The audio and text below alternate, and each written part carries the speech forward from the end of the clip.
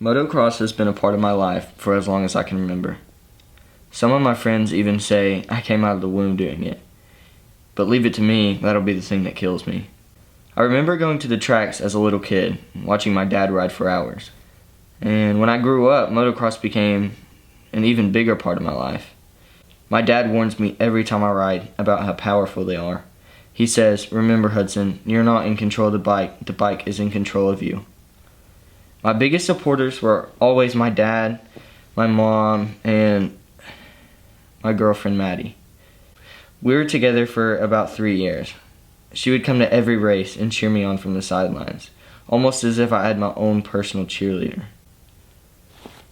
Life honestly was going really great. I was competing in my biggest races in the state. My parents were as supportive as ever.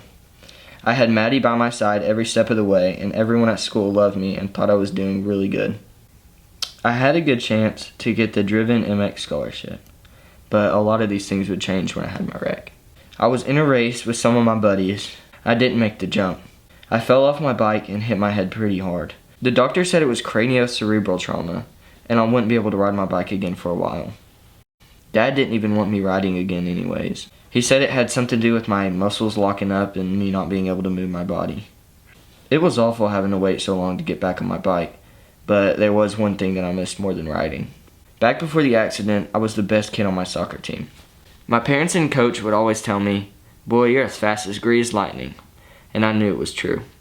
Game days were some of the best days. I strut around the hallway with my jersey on, just trying to build excitement for the game. And last year we won the state championship, so they expected us to be good.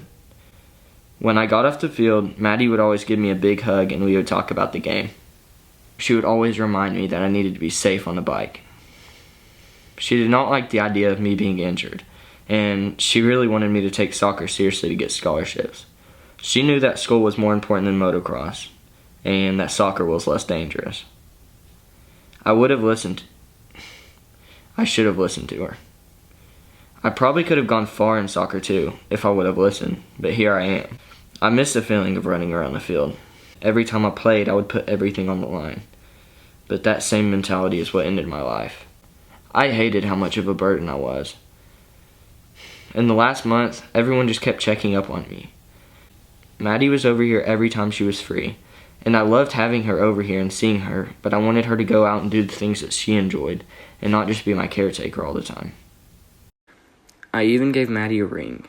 A promise ring, of course, but I hate that I can't keep that promise now, and how she just has to go on without me, even though we expected to be together for the rest of our lives.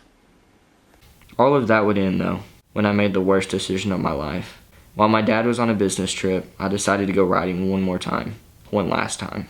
He told me to never ride again, and I promised him that I would never hop on the bike, but I had to. I had to chase that feeling. I would chase that feeling to the grave. I did not know that my body would freeze, hurling me towards a tree, and that feeling would be my last.